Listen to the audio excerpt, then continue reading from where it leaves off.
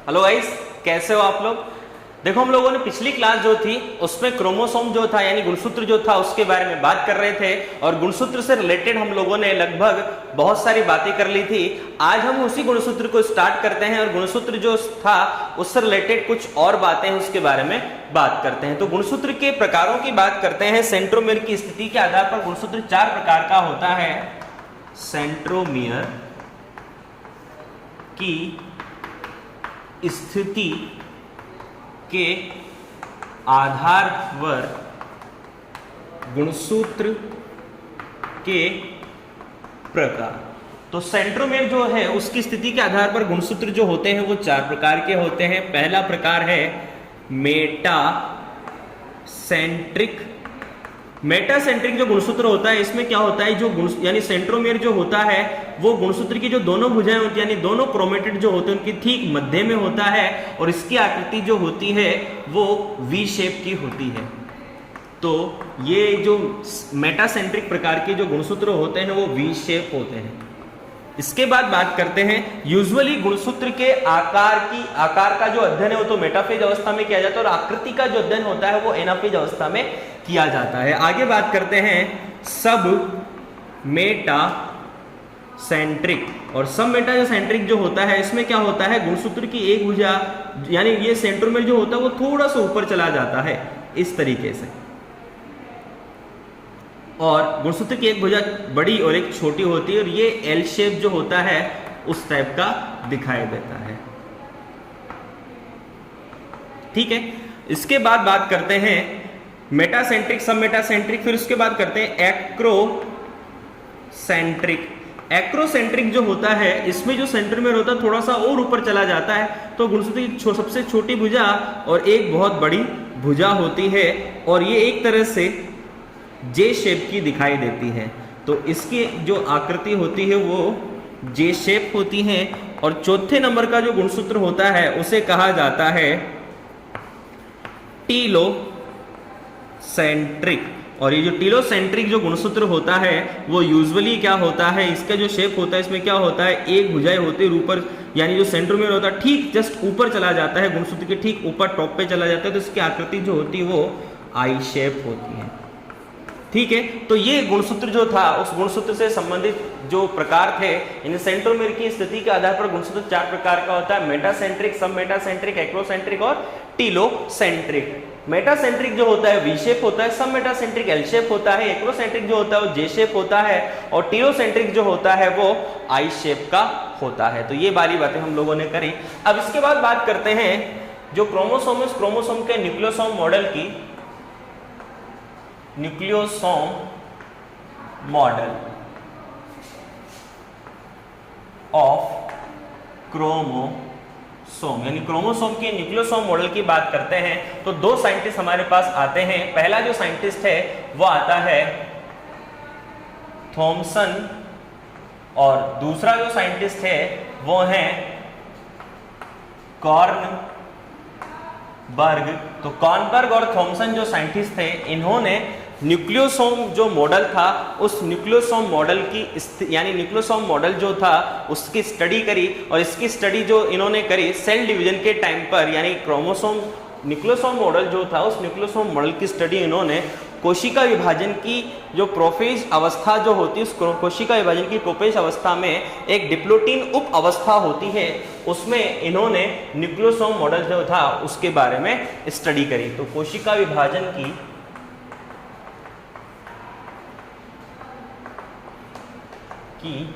Prophase जो अवस्था होती है, इस प्रोफेज की एक उप अवस्था होती है डिप्लोटीन। इस डिप्लोटीन अवस्था में इसकी स्टडी करी। आगे बात करते हैं, रुकार्ट एक साइंटिस्ट थे, तो रुकार्ट एक साइंटिस्ट ने न्यूक्लियोसोम जो वर्ड था उसको दिया। तो न्यूक्लियोसोम जो शब्द जो दिया वो न्यूक्लियोसोम शब्द किसने दिया, रुकार्ट नामक वैज्ञानिक ने। आगे बात कर लेते हैं, यूजुअली क्या होता है कि न्यूक्लियोसोम मॉडल के अनुसार जो क्रोमेटिन जाल जो होता है यानी क्रोमेटिन नेट जो होता है या क्रोमोसोम जो होता है, इस क्रोमोसोम का जो निर्माण होता है वो बहुत सारे न्यूक्लियोसोम से होता है और न्यूक्लियोसोम जो होता है उसे क्रोमेटिन या जो क्रोमोसोम होते हैं उस क्रोमेटिन या क्रोमोसोम की इकाई कहा जाता है।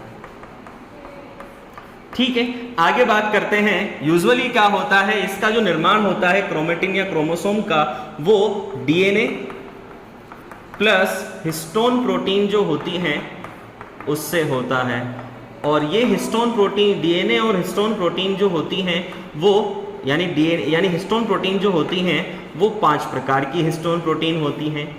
पहली H1, दूसरी H2A, तीसरी H2B, चौथी H3 और पांचवी होती है H4। तो यहाँ पर ये जो H2A, H2B, H3 और H4, ये जो चारों की चारों जो हिस्टोन प्रोटीन होती है, इनके 2-2 अणु, इनके कितने कितने अणु, 2-2 अणु, ये 2-2 अणु जो होते हैं वो आपस में मिलकर अष्टांशक या ऑक्टामर का निर्माण करते हैं। यह अष्टांशक या ऑक्टामर जो होता है वो इस पोजीशन में होता है, जैसे 4 तो आगे की तरफ एक तल में दिखाई देते हैं और 4 जो होते हैं वो पीछे के तल में इस तरीके से दिखाई देते हैं। जैसे ये H2A, इसके 2 अणु, H2B, इसके 2 अणु, ये H3, ये भी H3, ये H4 और ये H4। तो ये पूरी की पूरी जो संरचना होती है ये ऑक्टामर या अष्टांशक कहलाती है। और ये ऑक्टामर या अष्टांशक जो होता है, इसके चारों तरफ डीएनए जो होता है वो लिपट जाता है। इस तरीके से डीएनए जो होता है वो लिपट जाता है और इस प्रकार का जो डीएनए जो होता है वो इसको पैक कर देता है, इसलिए इसे डीएनए पैकेजिंग भी कहा जाता है।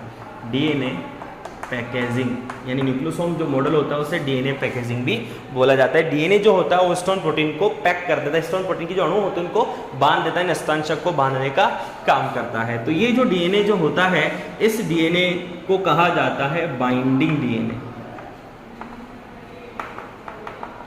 और इस बाइंडिंग डीएनए जहां पर ये इसको पैक करता है वहां पर H1 प्रोटीन पाई जाती है, जो बची खुची H1 प्रोटीन थे, H1 हिस्टोन प्रोटीन, वो यहाँ पर इसको पाई जाती है। यानी जो डीएनए जहाँ पर कुंडलित होता है उस कुंडलित वाले भाग पर ये H1 प्रोटीन प्रेजेंट होती है, इसलिए इसे सीलिंग प्रोटीन भी कहा जाता है। ये सील कर देती है, पैक करने के बाद सील करने का काम जो होता है वो H1 प्रोटीन का होता है, तो इसे सीलिंग प्रोटीन भी बोला जाता है।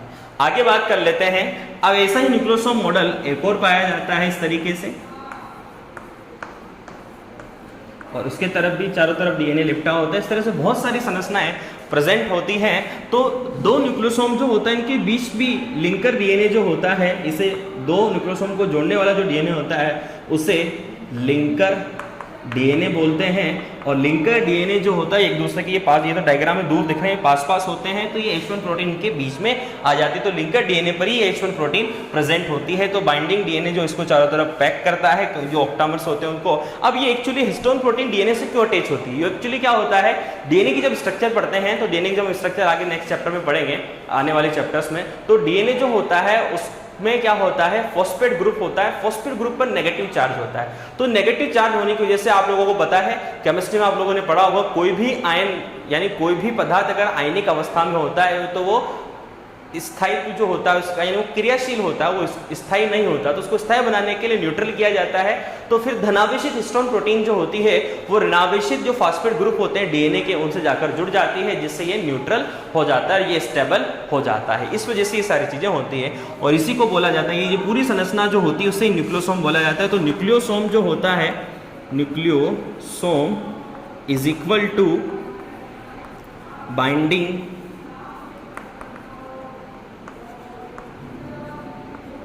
डीएनए प्लस बाइंडिंग डीएनए के साथ साथ ऑक्टामर और प्लस लिंकर डीएनए, तो ये सब मिलकर न्यूक्लियोसोम जो होता है उसका फॉर्मेशन करते हैं। तो nucleosome is equal to binding DNA plus octamer plus linker DNA, that's called nucleosome model. ठीक है, आगे बात कर लेते हैं। अब यही चीज जो होती है, यही हेटेरोक्रोमेटिन जो होता है वो रीजन का फॉर्मेशन करता है। यहाँ पर जो भी कोई भी चीज स्टेन होगी तो इस जगह ज्यादा स्टेन होगी तो ये गहरे रंग से अभिरंजित होगा, इसलिए हेटेरोक्रोमेटिन क्षेत्र होता है। ये हल्के रंग से अभिरंजित होगा, इसलिए से यूक्रोमेटिन क्षेत्र कहा जाता है। क्रोमोमेयर्स जो होते हैं वो भी यही होते हैं, यानी क्रोमोमेयर जो हम देखते हैं क्रोमोनिमेटा है, क्रोमोमेयर जो हम लोगों ने गुणसूत्र की जो संरचना पढ़ी थी उसमें क्रोमोमेयर्स जो होते हैं वो बिंदु नुमा जो संरचनाएं होती हैं वो इसी से फॉर्मेट होती है। हिस्टोन प्रोटीन जहां इकट्ठा होगा वहां पर एक बिंदु जैसे संरचना दिखाई देगी, तो ये जूम ही तो है, उसी चीज का जूम है। परा संरचना यानी कुल मिला के गुणसूत्र की जो परा संरचना जो होती है, यानी गुणसूत्र की बहुत ज्यादा डिटेल आंतरिक स्टडी जो की जाती है, परा संरचना जो होती है वही है न्यूक्लियोसोम मॉडल। तो इससे गुणसूत्र की परा संरचना भी कह सकते हैं। तो न्यूक्लियोसोम मॉडल ऑफ क्रोमोसोम या गुणसूत्र की परा संरचना। तो ये सारी बातें थी जो आप लोगों को ध्यान में रखनी है, और ये हमारा न्यूक्लियोसोम जो मॉडल होता है वो कंप्लीट होता है। तो ऐसी धागेनुमा संरचनाएं जो होती हैं उनसे हिस्टोन प्रोटीन आपस में अटैच होता है और एक धागेनुमा संरचना का निर्माण होता है, और यही धागेनुमा संरचनाएं कुंडलित होकर गुणसूत्र का निर्माण करती हैं, और ये गुणसूत्र जो होते हैं वहां आगे जाकर क्रोमेटिन जाल जो होता है यानी क्रोमेटिन नेट जो होता है उसका निर्माण करते हैं। ठीक है, ये तो सारी बातें हो गई हमारे गुणसूत्र से संबंधित। अब गुणसूत्र से संबंधित एक चीज और आती है।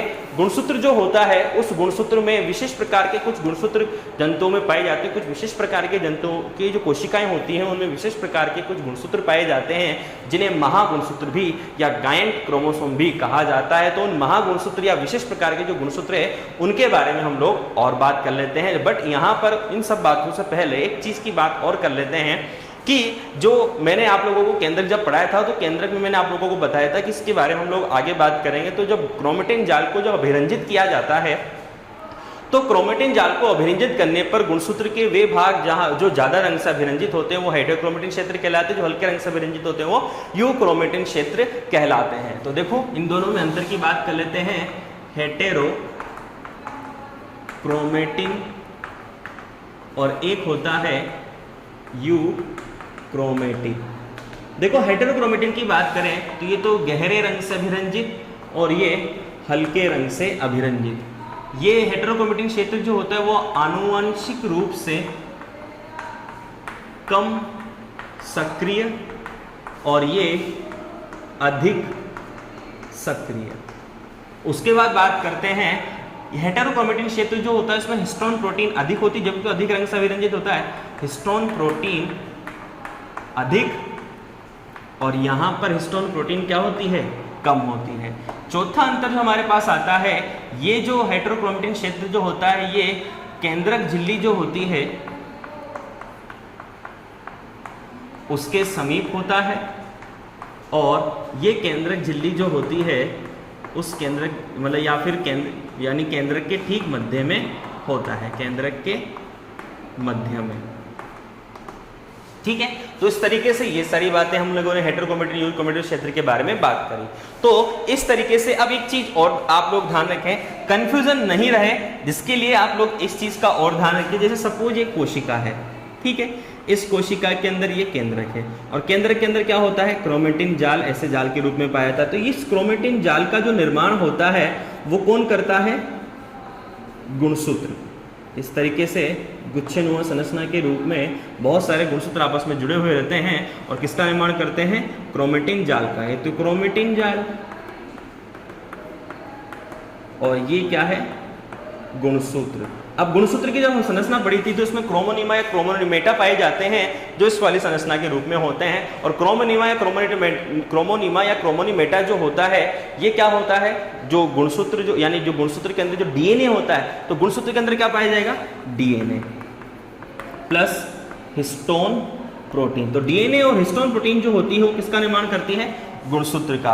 अब इससे डीएनए अलग हो गया और डीएनए जो होता है उसकी संरचना में कुछ विशेष प्रकार की नाइट्रोसार होती है, एडेनिन, ग्वानिन, थाइमिन, साइटोसिन। तो एडेनिन जो होती है हमेशा डबल बॉन्ड के साथ थाइमिन से जुड़ती है, ग्वानिन हमेशा ट्रिपल बॉन्ड के साथ साइटोसिन से जुड़ जाती है। तो ऐसे नाइट्रोजन के युग्म होते हैं, नाइट्रोजन बेस पेयर होते हैं। तो ये नाइट्रोजन के जो बेस पेयर होते हैं उन नाइट्रोजन के बेस पेयर के जुड़ने से और डीऑक्सीराइबो शर्करा के जुड़ने से, फास्फेट समूह के जुड़ने से डीएनए का निर्माण होता है। तो कुल मिलाकर अगर देखें तो नाइट्रोजन बेस पेयर जो यानी नाइट्रोजन क्षार युग्म जो होते हैं लगभग 200 क्षार युग्म जो होते हैं उन 200 क्षार युग्मों से डीएनए का निर्माण होता है।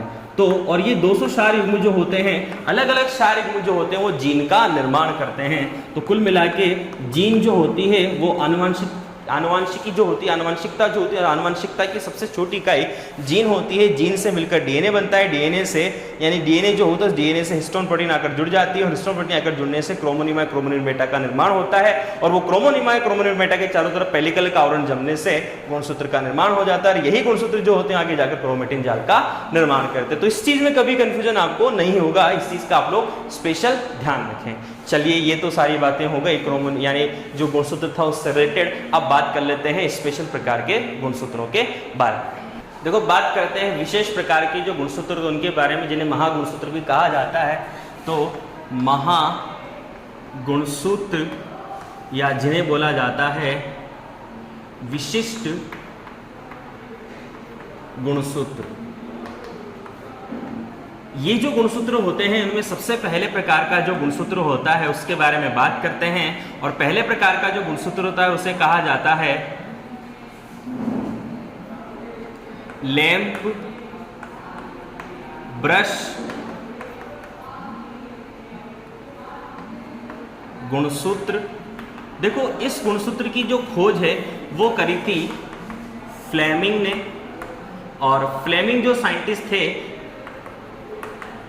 इन्होंने इस गुणसूत्र की जो खोज थी वो करी थी एम्फीबिया जो होता है जिसमें मेंढक आता है। एम्फीबिया जो वर्ग है, इस एम्फीबिया वर्ग की oocyte जो सेल होती है उसमें इन्होंने इसकी खोज करी थी। आगे बात कर लेते हैं लैंप ब्रश जो गुणसूत्र जो होता है उसके बारे में। रुकार्ट एक साइंटिस्ट थे, उस रुकार्ट साइंटिस्ट ने इस लैंप ब्रश गुणसूत्र का विस्तृत अध्ययन जो है वो शार्क जो मछली होती है उस शार्क मछली की जो oocyte सेल जो होती है उसमें इन्होंने इसका विस्तृत अध्ययन किया। लैंप ब्रश जो गुणसूत्र होता है उसकी आकृति लैंप को साफ करने वाले ब्रश की जैसी होती है, यानी इस टाइप की इसकी स्ट्रक्चर होती है।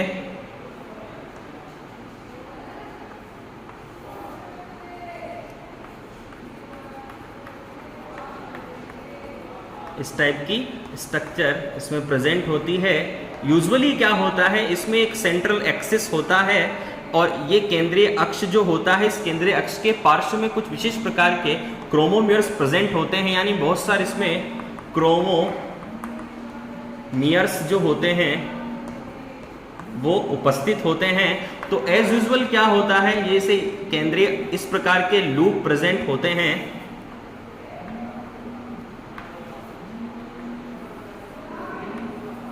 इस टाइप के लूप, और ये जो केंद्रीय अक्ष जो होता है इसका जो निर्माण होता है वो डीएनए प्लस प्रोटीन से होता है। और ये जो लूप होते हैं इन लूप के पार्श्व में यानी चारों तरफ विशेष प्रकार का तरल संरचना पाई जाती है जिसे मैट्रिक्स कहा जाता है। और ये जो मैट्रिक्स जो होता है इसका निर्माण आरएनए प्लस प्रोटीन से होता है। तो इस चीज का आप लोग ध्यान रखें। तो लैंप को साफ करने वाले ब्रश की जिसकी संरचना होती है उसमें बहुत सारे क्रोमोमियर्स प्रेजेंट होते हैं और बहुत सारे क्रोमोमियर्स प्रेजेंट होने के कारण इसका एक जो मध्य अक्ष होता है, केंद्रीय अक्ष जिसे कहा जाता है, ये जो केंद्रीय अक्ष जो होता है इस केंद्रीय अक्ष के पार्श्व में लूप प्रेजेंट होते हैं। ये लूप जो होते हैं वो उपस्थित होते हैं। लूप के जो चारों तरफ का आवरण जो होता है उसे मैट्रिक्स कहा जाता है जिसका हमारा आरएनए और प्रोटीन से होता है, और मध्य अक्ष का निर्माण जो होता है वो डीएनए और प्रोटीन से होता है। देखा जाए तो ये जो पूरी की पूरी जो संरचना जो होती है वो एक्चुअली में देखा जाए तो ये जो संरचना होती है ये उन कोशिकाओं में पाई जाती है जिनमें प्रोटीन संश्लेषण ज़्यादा होता हो, या फिर जिनमें आरएनए का संश्लेषण ज़्यादा हो, या जिनमें पीतक निर्माण ज़्यादा हो। तो जो पीतक जो होते हैं यानी कीट, शार्क, उसके साथ साथ सरीसृप और एम्फीबिया वर्ग के जो जंतु होते हैं, इन जंतुओं का जो अंडे होते हैं, इन जंतुओं के अंडों में इस प्रकार का गुणसूत्र पाया जाता है। तो इस चीज का आप लोग स्पेशल ध्यान रखें। तो ये सारी बातें आप लोगों को लैंप ब्रश गुणसूत्र में ध्यान रखनी है। अब सेकंड जो गुणसूत्र आता है वो हमारा आता है पॉलीटीन गुणसूत्र, जिसे हम लोग लार ग्रंथि गुणसूत्र भी कहते हैं। लार ग्रंथि गुणसूत्र, और ये पॉलीटीन गुणसूत्र या लार ग्रंथि गुणसूत्र, इसके बारे में बॉल बियानी एक साइंटिस्ट थे। इस बॉल बियानी नामक साइंटिस्ट ने ही इनकी खोज करी थी। और यूजुअली क्या होता है पॉलीटीन गुणसूत्र, पॉलीटीन नाम क्यों पड़ा, क्योंकि इसमें 500 से लेकर 1000 तक के क्रोमेटिड जो होते हैं वो पाए जाते हैं। और इन क्रोमेटिड जो होता है, इन क्रोमेटिड का जो निर्माण होता है वो यूजुअली क्या होता है कि एक विशेष प्रकार की कोशिका विभाजन होता है। और इस कोशिका विभाजन में होता क्या है कि एंडो रीडुप्लीकेशन हो जाता है। और उस एंडो रीडुप्लीकेशन में क्या होता है कि जो डीएनए जो होता है उस डीएनए के सूत्र जो होते हैं वो पृथक हुए बिना ही उनमें विभाजन हो जाता है। यानी कुल मिला के जब डीएनए का रिप्लिकेशन पढ़ेंगे, डीएनए की प्रतिकृति पढ़ेंगे, तो डीएनए की प्रतिकृति में डीएनए के जो कुंडल होते हैं वो खुल जाते हैं और एक सूत्र इधर और एक सूत्र इधर दिखाई देता है। हम आगे के चैप्टर में सारी बातें करेंगे। तो एक सूत्र तो इधर होता है और एक सूत्र इधर होता है, तो इस सूत्र पर भी एक सूत्र का नए सूत्र का निर्माण हो जाता है और इस सूत्र पर भी नए सूत्र का निर्माण, यानी एक सूत्र पुराना और एक सूत्र नया। और यहाँ से ये जो एक डीएनए जो होता है, एक डीएनए से दो नए डीएनए का निर्माण हो जाता है। तो एंडो रीडुप्लीकेशन में होता क्या है कि डीएनए के जो सूत्र होते हैं एक दूसरे पृथक नहीं होते और वो विभाजन स्टार्ट कर देते हैं। तो इस प्रकार की संरचना पॉलीटीन गुणसूत्र में दिखाई देती है।